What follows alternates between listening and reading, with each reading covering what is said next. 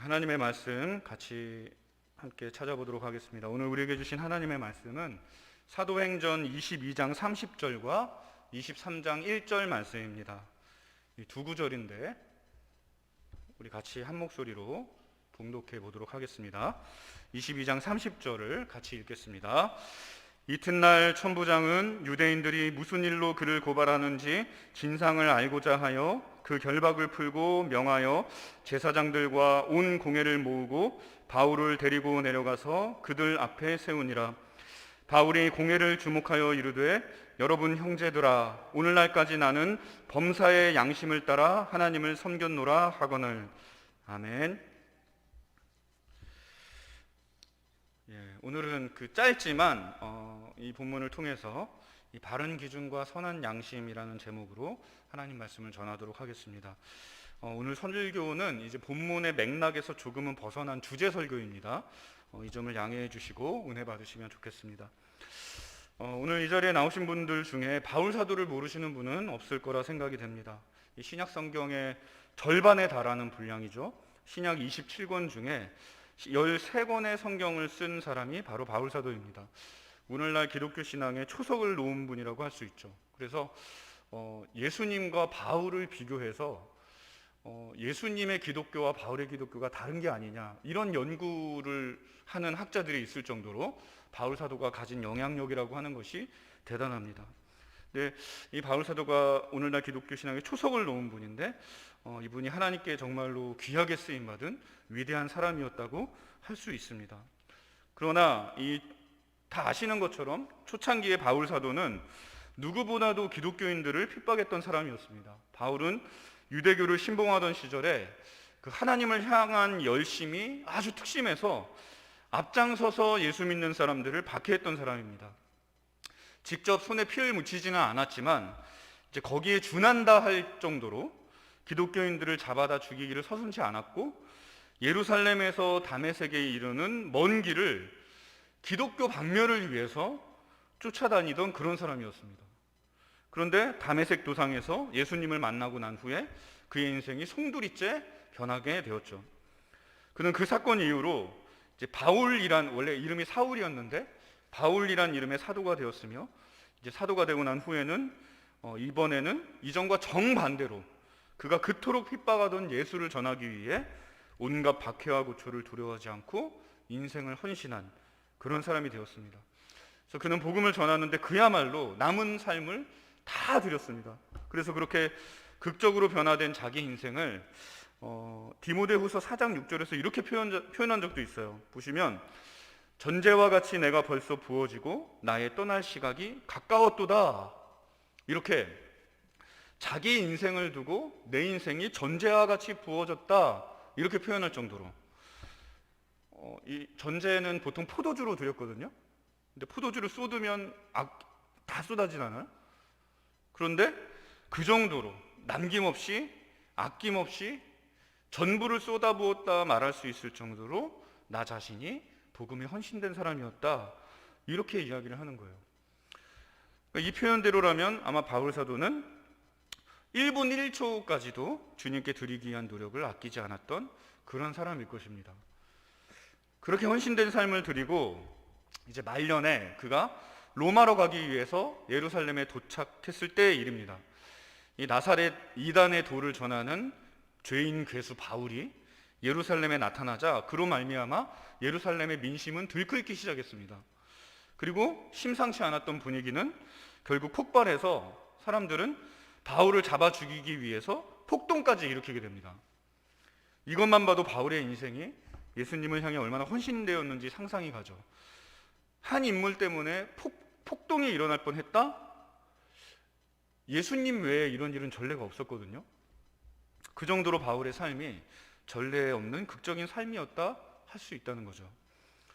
근데 이제 그런 와중에 이 바울이 이 사태를 진압하기 위해 죽을 뻔한 상황이었는데, 사태를 진압하기 위해 출동한 이 로마군의 개입으로 겨우 목숨을 건지게 됩니다.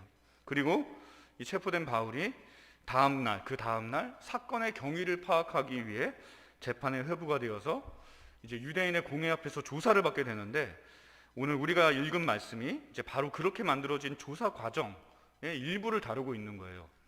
그런데 오늘 바울 사도가 공회 유대인들 앞에서 꺼낸 첫 마디가 무엇이었습니까? 우리 23장 1절을 다시 한번 같이 한번 읽어볼게요. 시작. 바울이 공회를 주목하여 이르되 여러분 형제들아 오늘날까지 나는 범사의 양심을 따라 하나님을 섬겼노라 하거늘. 자, 보니까 바울 사도가 유대인들 앞에서 가장 먼저 꺼낸 말은 양심 선언이었습니다. 양심 선언. 사도는 형제들아 오늘날까지 나는 범사의 양심을 따라 하나님을 섬겼다, 이런 말로 양심 선언을 했습니다. 이때 사도의 태도를 좀 주목할 필요가 있는데 같이 읽은 구절에서 사도가 공회를 주목하며 말했다, 이렇게 되어 있어요. 이것은 이 사도의 말에 거짓이 없다는 것을 느끼게 해줍니다. 주목하여라는 것은 이제 당당하게 사람들을 쳐다보는 걸 의미하잖아요. 근데 양심에 걸리는 일이 있으면 사람들을 이렇게 쳐다보면서 이야기하는 게 결코 쉬운 일이 아니죠. 그러니까 바울은 이 순간 진심으로 양심 선언을 하고 있었던 거예요. 그런데 유대인들 입장에서는 이게 정말 기가 막힐 노릇이죠. 지금 자신들을 뚫어지게 쳐다보면서 양심 선언하고 있는 바울이 어떤 사람입니까? 유대인들이 보기에 그는 뻔뻔한 파렴치범이었습니다. 그는 유대교의 배신자였고 나사렛 이단의 앞잡이였어요. 처음에는 유대교에 충성된 사람이었는데 열심히 특심했던 사람이 어느 날 갑자기 당시에 막 창궐하던 이단, 기독교가 처음엔 이단이었습니다. 기독교의 수장 중 한 명이 되어서 그들 앞에 나타났어요. 그것도 기분 나쁜데 이 바울 사도는 헌신적으로 기독교를 전파를 해서 유대인들의 표현에 의하면 천하를 소란케 한 사람이었습니다. 천하를. 사도행전 17장에 보면 그런 표현이 나오는데, 그러니까 바울 때문에 지중해 근동에는 기독교가 역병처럼 퍼져나가고 있었어요. 이러니 유대인들 입장에서는 기가 찰 노릇이죠. 그런데 그런 파렴치범이 하나님 앞에서 양심 선언을 하는 거예요. 자기들 눈을 똑바로 쳐다보면서 나는 양심을 따라 살았다, 이러면 이것은 이해 불가죠.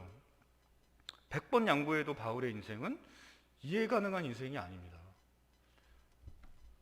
그러니까 바울 사도의 인생은 그 정도로 이해가 안 될 정도로 그 전반과 후반이 완전히 상반된 얼굴을 하고 있습니다. 바울 인생의 전반부는 교회를 온전히 박해하면서 사는 인생이었습니다. 그의 헌신적인 박해는 유대인들 사이에서도 아주 유명했습니다. 그런데 그의 인생의 후반부는 자신이 박해하던 그 교회를 위해서, 그 복음을 위해서 온전히 바친 인생이었어요.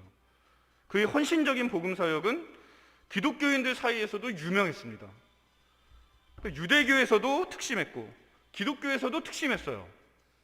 그런데 도저히 하나로 봐줄 수 없는 물과 기름과도 같은 이 두 얼굴의 삶을 하나로 묶어서 나는 범사의 양심을 따라서 하나님을 섬겼다고 이야기하는 거예요.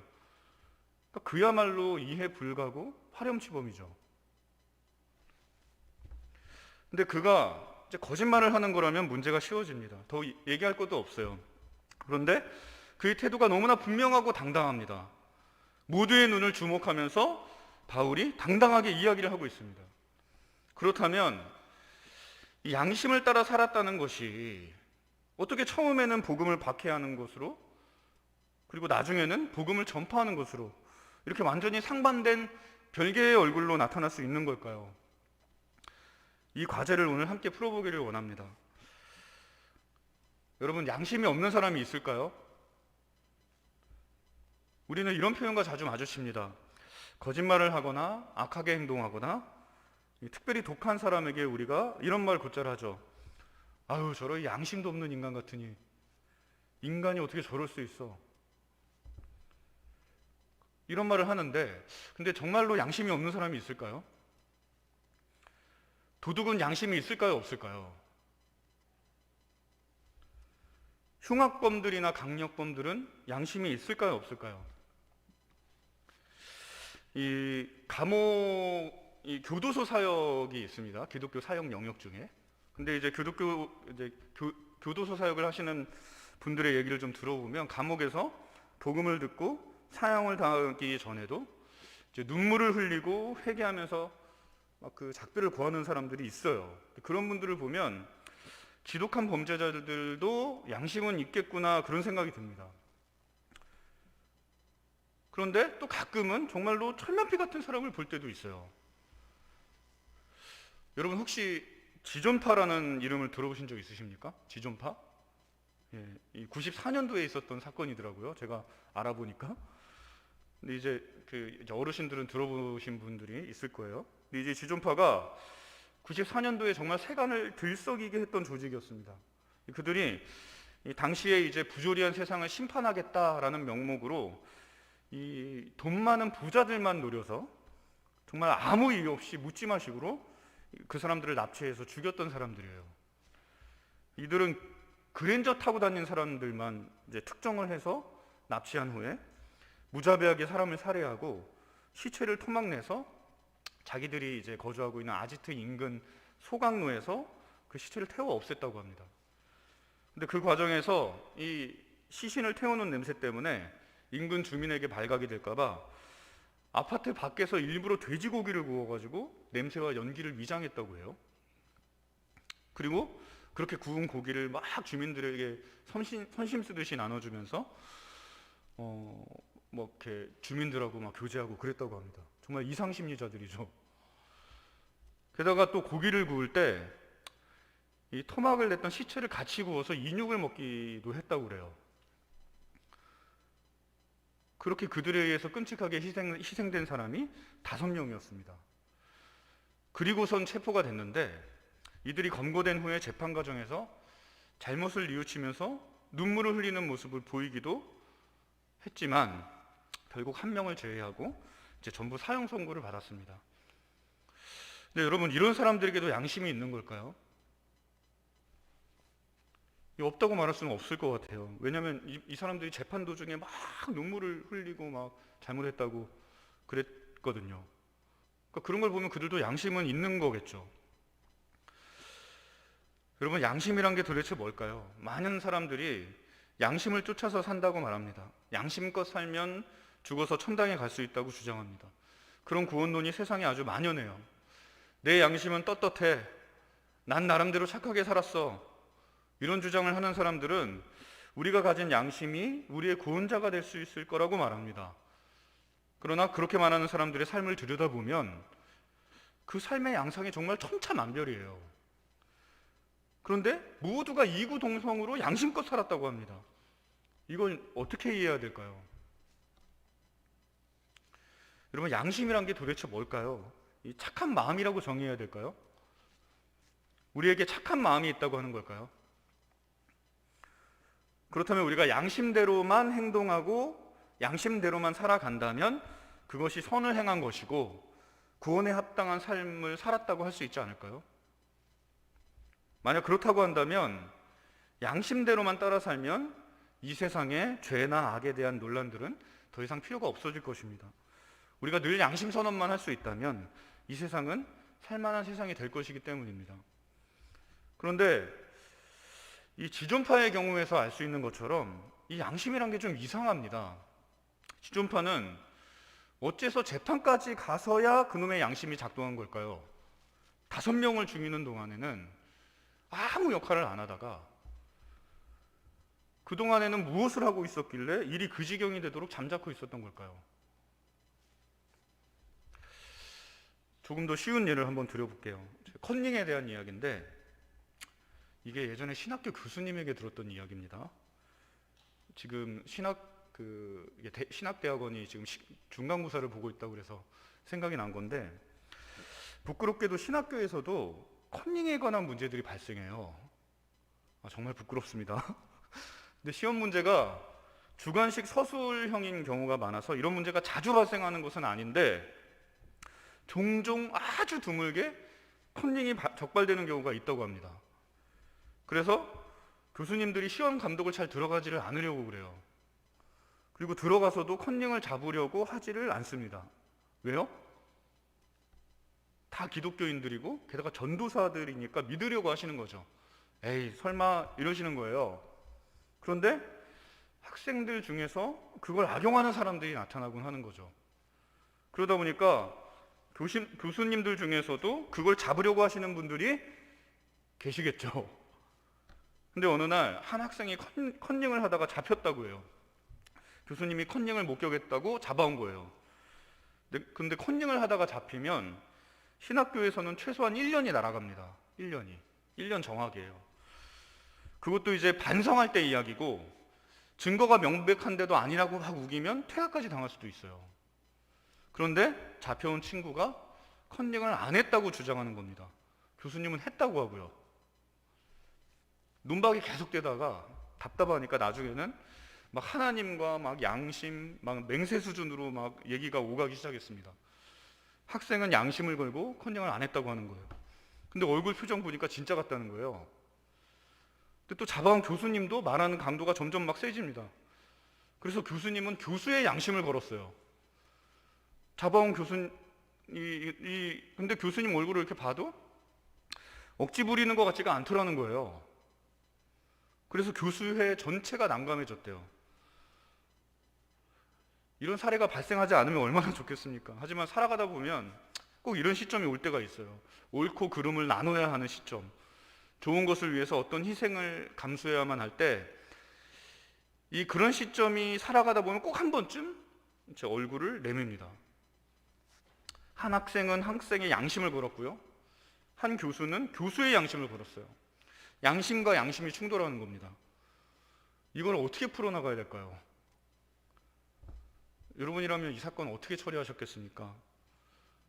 이거 뭐 솔로몬이라도 불러야 해결이 될까 싶을 그런 대치 상황이 계속 되었다고 합니다. 그런데 양심의 기능을 제대로만 알고 있으면 이런 대립이 불필요할 수 있습니다. 여러분, 양심은요, 기준 자체가 될 수가 없습니다. 양심은 기준에 따라서 마음이 움직일 때 우리가 인식하는 거예요. 이 마음을. 우리가 가지고 있는 기준에 맞춰서 옳다 그르다를 알려주는 기능을 할 뿐이라는 거예요. 기준이 옳다고 생각하면 양심은 작동하지 않습니다. 지존파의 경우가 바로 그런 경우였어요. 그들은 이 사회가 철저하게 잘못되었다고 생각했기 때문에 사회를 전복시켜야 된다고 생각했습니다. 그리고 사회 청소 작업에 들어갔어요. 그게 그런 연쇄살인으로 이어진 거예요. 그들이 내세운 정의가 옳다고 철저하게 믿었기 때문에 그 과정에서 그들의 양심은 꼼짝도 하지 않았습니다. 그러니까 화인 맞은 양심이라고 하는 게 바로 이런 걸 두고 말할 수 있는 걸 거예요. 바울 사도의 경우는 어땠습니까? 바울 사도가 예수님을 만나기 전에는 하나님을 섬기면서 이 바울에게는 율법이라는 기준밖에 없었습니다. 그 기준에 따르면 기독교인들을 잡아 죽이는 게 하나님을 위해서 당연한 일이었어요. 그런데 예수님을 만난 이후에는 기준이 송두리째 바뀌었습니다. 그래서 그는 똑같은 양심을 가지고 전혀 다른 행동을 하게 된 거예요. 지킬 박사와 하이드처럼 서로 다른 인생인데 모두 양심을 따라 산 것이 되는 겁니다. 조금 전에 말씀드린 컨닝의 문제도 이 기준의 문제를 따지면서 해결이 됐다고 합니다. 컨닝의 기준이 뭐냐? 교수님이 생각하는 컨닝은 다른 사람의 시험지를 몇 초 이상 뚫어지게 쳐다보는 거예요. 그런데 학생이 앞 사람의 시험지를 그렇게 뚫어지게 살펴봤다는 거예요. 그 기준에 근거해서 교수님이 이 학생을 잡아온 겁니다. 그런데 이 학생이 이야기하는 컨닝은 달랐습니다. 이 친구는 자기가 앞사람 시험지가 보여서 잠깐 보긴 했는데 잘 보이지도 않았고, 그래서 시험지에 그 내용을 옮겨 적지 않았다는 거예요. 따라서 컨닝이 아니라는 거죠. 기준이 달랐습니다. 보여서 잠깐 봤다는 거예요. 근데 하지만 이 감독관들이 정한 기준이라는 게 있지 않습니까? 시험 시간에 다른 데 보면 안 되잖아요. 어렸을 때부터 그렇게 배우셨죠? 그래서 결국 이 양심의 문제가 아닌 기준의 문제를 가지고 이 곤란한 상황이 해결이 됐다고 합니다. 그래서 그 학생은 결국 감독관의 기준이라는 것을 받아들였고 1년 동안 정강을 당했어요. 그런데 수긍하고 돌아가는 얼굴이 영 안 좋았다고 합니다. 여러분, 양심의 문제보다 중요한 것은 기준의 문제입니다. 우리 사이에서 일어나는 많은 문제들은 대부분이 기준의 문제에서 어긋나고 있는 거예요. 남학생이 여학생을 괴롭히는 건 그 나름대로의 애정 표현이에요. 그렇지만 여학생 입장에서는 그게 단순한 괴롭힘에 지나지 않는 겁니다. 이것도 기준의 문제가 아닙니까? 애정 표현의 기준이 다른 거죠. 자신은 이렇게 하는 것이 애정을 표현하는 방식인데 여자들은 그렇게 생각하지 않는 거죠. 생각의 기준이 다르기 때문에 판단이 달라지고 문제가 발생하게 되는 겁니다. 그렇기 때문에 바른 기준을 확립하는 것이 매우 중요합니다. 그런데 우리의 문제가 바로 여기에 있죠. 우리 양심은 성경적 기준대로 움직이지 않고 있습니다. 오히려 주변에서 배운 기준을 따라 움직이는 경우가 훨씬 많습니다. 그게 우리의 문제이며 온 세상의 문제입니다. 지존파의 7명 중에 6명은 나중에 눈물을 흘리면서 자신의 잘못을 뉘우쳤다고 합니다. 그들 안에서 생각의 기준이 달라지게 된 거죠. 그래서 그들의 양심은 그때부터 눈물을 흘리기 시작했습니다.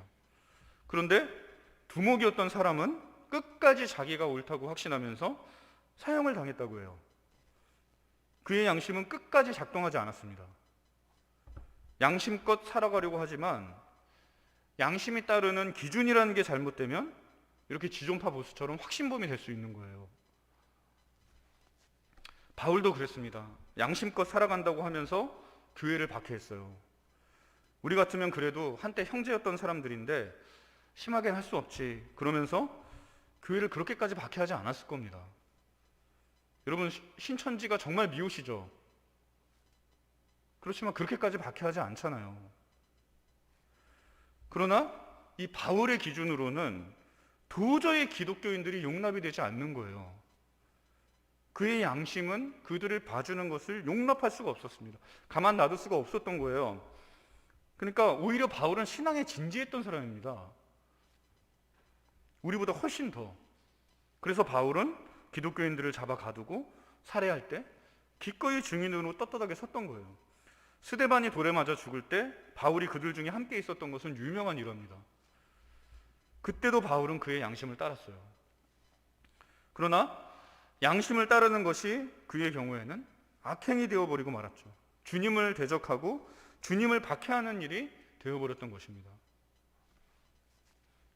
그러니까 우리가 양심대로 행동한다라고 말할 때 가장 중요한 건 우리의 양심이 성경이 말하는 기준대로 움직이고 있는가, 이게 가장 중요한 거예요.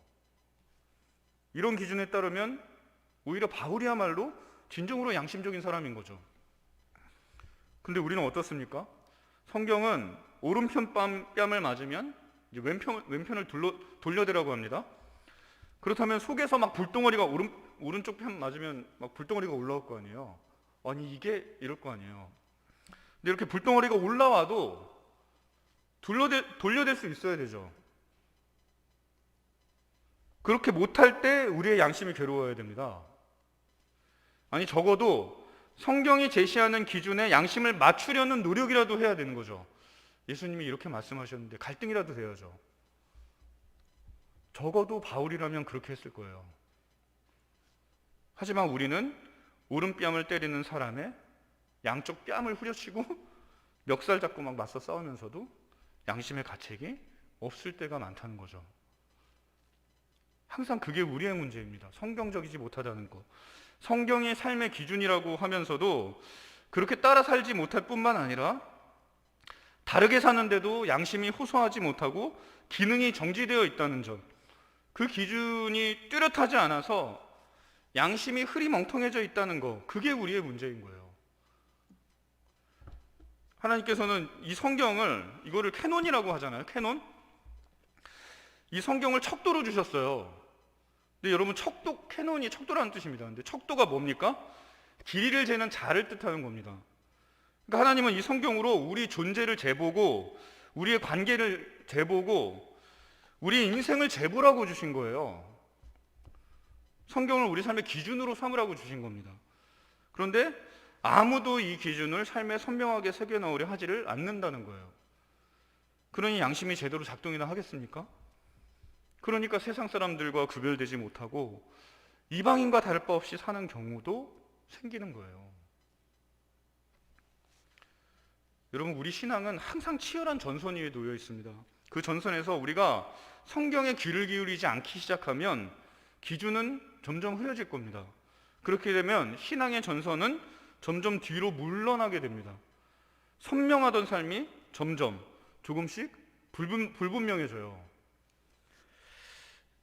예를 하나 들어볼까요? 주의 성수라고 하는 부분이 그래요. 제가 어릴 적에는요, 교회가 주의 성수를 아주 철저히 지켰습니다. 그래서 주일에 가게를 들어가는 것만 걸려도 교회 어른들한테 혼났던 기억이 있어요. 그래서 몰래 가게 가고 그랬습니다. 구멍가게를 몰래 갔어요. 슈퍼를. 걸려서 혼났던 적도 있고요. 가게 들어가면 양심이 찔리고 그랬던 적도 있어요. 누가 없나 막 이러면서 물건 고르고. 그런데 지금의 주일 성수는 어떻습니까? 코로나 시대에 접어들면서 주일 성수 개념이 점점 더 흐리멍텅해지고 있습니다. 그래서 이제 곧 코로나도 극복이 되고 다시 주일이 회복되어야 할 텐데 가장 큰 걱정이 무엇인 줄 아십니까? 교회 리더들이, 지도자들이 제일 걱정하는 게 뭐냐면 성도들이 교회에 나오지를 않고 집에서 방송으로 예배하겠다고 할까봐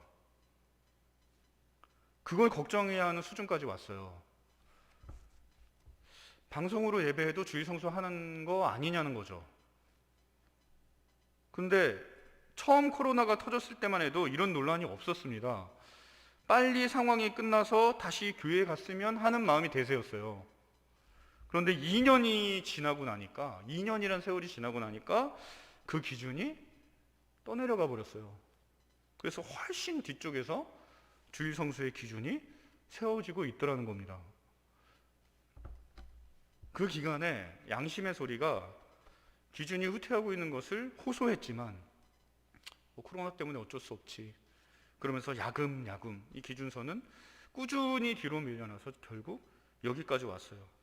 그런데 더 우려되는 건 이러다가 주일에 방송으로 예배하는 것도 양보해서 실시간으로 예배 안 드리고 나중에 방송 챙겨보지 이러면서 주일을 완전히 엉뚱한 곳에 넘겨버리는 것은 아닐까. 11시에 예배 안 드리고 하루 종일 이제 다른 일 보시다가 다른 용무 보시다가 내일 월요일 저녁에 그 예배 봐야겠다, 방송 봐야겠다 이러면서 그게 걱정되는 지경까지 왔어요. 여거 활동에 자기 개발에 정당화가 거듭되고 후퇴가 거듭되다가 결국은 신앙을 완전히 내주는 삶 전체가 팔려가 버리는 그런 일이 생기게 되는 거 아닐까 우려가 되는 거죠. 그러니까 이런 식으로 많은 부분에서 우리 삶을 ഘ아먹으려는 시도가 있어요. 세상 살면서 어떻게 거짓말하지 않고 살아갈 수가 있어? 그러면서 타협이 이루어지고 자기 유익을 위해서 조금씩 이 거짓의 자리를 내주고 거짓과 손을 맞잡고 화이트 거짓말만 하던 수준을 뛰어넘어서 그러다가 거짓말을 아주 잘하는 사람이 되어버리는 거예요. 자연스럽게. 시편 1편 1절을 보면 이런 말씀이 있어요. 우리 같이 한번 읽어볼까요? 시작. 복 있는 사람은 악인들의 죄를 따르지 아니하며 죄인들의 길에 서지 아니하며 오만한 자들의 자리에 앉지 아니하고 이런 말씀이 있습니다. 근데 여기서 보면 복 있는 자는 악인들의 꾀를 따르지 않고 또 길에 들어서지 않고 또 자리에 앉지 않는다고 했어요. 근데 이게 보시면 마치 어떤 과정을 보여주는 것 같죠. 꾀임에 빠져서 잘못된 길 들어섰다가 주저앉는. 근데 이런 과정이 우리 삶에서 각종 영역에서 조금씩 치고 들어옵니다. 야금야금. 그러다가 우리를 오만한 자들의 자리에 주저앉혀버려요. 하나님께서 우리에게 원하시는 삶은 이렇게 풍성한 인생인데 갉아먹고 그러다가 요만한 인생 만들어서. 어렸을 때 도둑질을 안 해본 분 없으실 거예요. 저도 초등학생 때 도둑질을 해본 적이 있습니다. 그래서 훔칠 때의 심리를 알고 있어요. 그런데 그 과정을 돌이켜보면 딱 이래요. 처음에는 바늘 하나만 훔쳐도 떨립니다. 그리고 겁이 나요.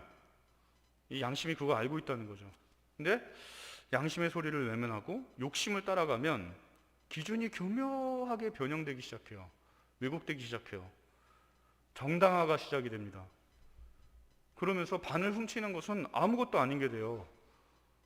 그러다가 결국 속까지 끌고 오는 거예요. 근데 저는 이제 속까지는 못 끌고 와봤습니다. 중간에 걸려서 아버지한테 엉덩이가 다 터지도록 맞았거든요. 초등학교 때 아버지한테 엄청 맞아가지고, 그래서 다음날 학교에 가서 하루 종일 자리에 앉지를 못하고 서서 수업을 받아야 될 정도로 그렇게 맞은 적이 있어요. 그래서 그때 저는 이제 급격하게 기준이 끌려 올라갔죠. 아, 도둑질은 못 해먹을 짓이구나 이러면서. 여러분, 양심은 기준 자체가 아닙니다. 하지만 양심이 따라가는 기준은 유동적이에요. 그리고 그 기준에 따라서 우리의 삶의 양상은 완전히 판이하게 달라질 수가 있습니다. 그러므로 중요한 것은 양심이 아니라 기준입니다. 기준. 무엇이 나의 삶의 중심 원리인가? 이게 가장 중요한 거예요. 그리고 그 기준을 떠나지 않고 그 기준 아래 살기 위해서 애쓰는가? 이것이 관건이라는 거예요. 감사하게도 우리에게는 하나님께서 선명한 기준을 주셨습니다. 그리고 그리스도인은 그 기준에 동의하고 그 기준의 주의 아래 사는 것을 기뻐하는 사람들입니다. 이것이 우리에게는 큰 복입니다. 세상 사람들은 기준이 없어요. 있다고 하나 개인적이고 상대적이기 때문에 없다고 봐도 무방합니다. 그래서 사람들은 오늘도 끌려다닙니다. 서로 다툽니다.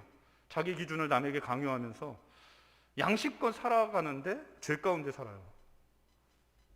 그러나 하나님의 뜻을 기준으로 하는 우리는 그 뜻 아래에서 양보하고 화해하며 단합하고 함께 아파하고 함께 분노하며 때로는 주장이 달라서 다툴 때도 있지만 주님이 주신 연합 힘써 지키면서 살아갑니다.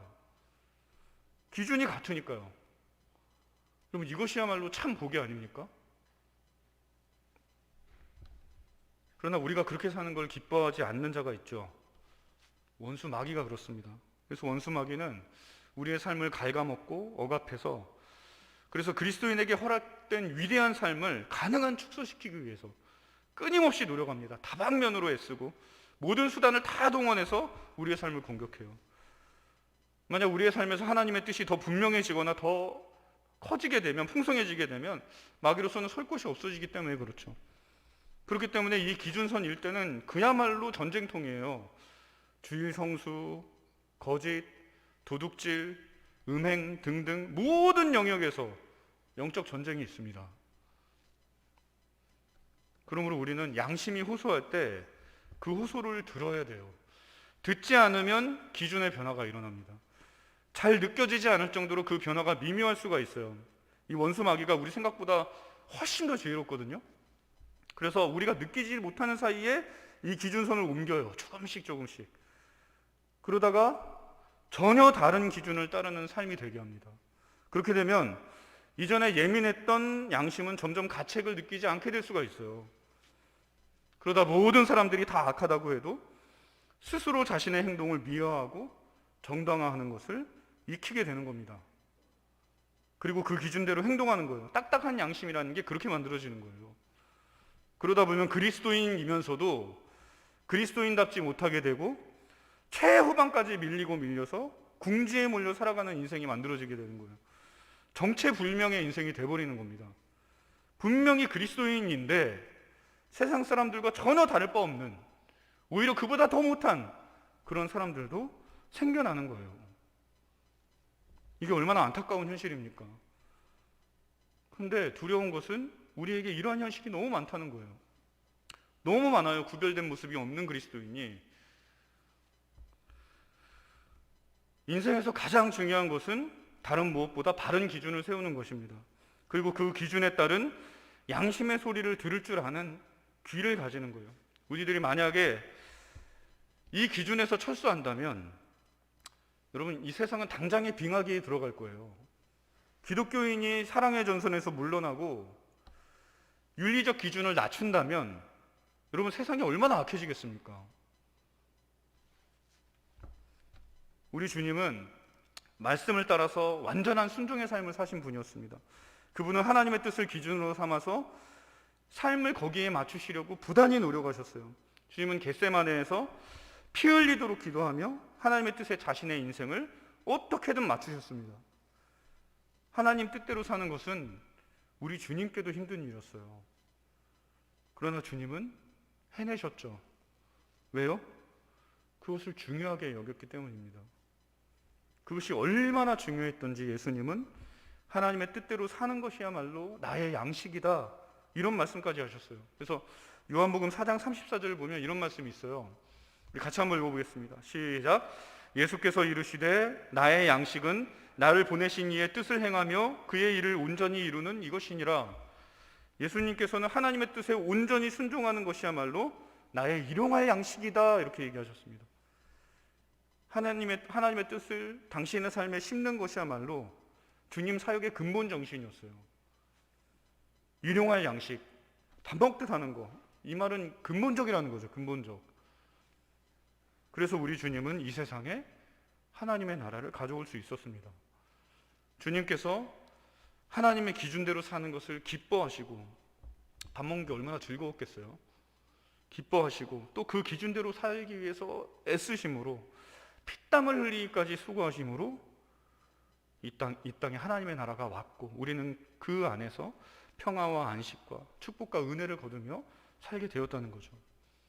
그래서 이 사실을 기억하시고 언제나 하나님의 뜻이 무엇인지, 기준은 뭐가 되어야 하는지 삶 속에서 찾고 세우고 그것을 중심으로 일상을 건설해 가시는 우리 성도님들이 되기를 바랍니다. 그게 쉽지 않겠지만 우리도 예수님처럼 될 수 있습니다. 그러기 위해 우리에게 능력의 영이신 성령을 주신 것이기 때문입니다. 그러므로 성령께 도움을 구하시고 하나님 나라의 선명한 기준, 우리 주 예수 그리스도의 제자가 되어서 그 뒤를 따르면, 그러면 그 기준에 따라서 우리의 삶도 끌려 올라가서 어느새 우리의 삶에 하나님의 나라가 와 있는 것을 목도하게 될 겁니다. 여러분 생각해 보십시오. 하나님이 다스리시는 나라, 그 나라가 여기에 온다면 얼마나 좋겠습니까? 그 소망을 놓지 마시고 매일 매순간 예수 그리스도의 제자가 되어서 하나님 사람의 선명한 기준을 가지고 살아가는 우리 성도님들 되시기를 바랍니다. 최근에는 좀 조용해졌지만 이게 동성애가 교회에서 이슈가 된 적이 있어요. 근데 이런 것들이 이슈가 되면 우리는 이 이슈 안에 하나님의 뜻을 어떻게 세울까 고민할 수 있어야 됩니다.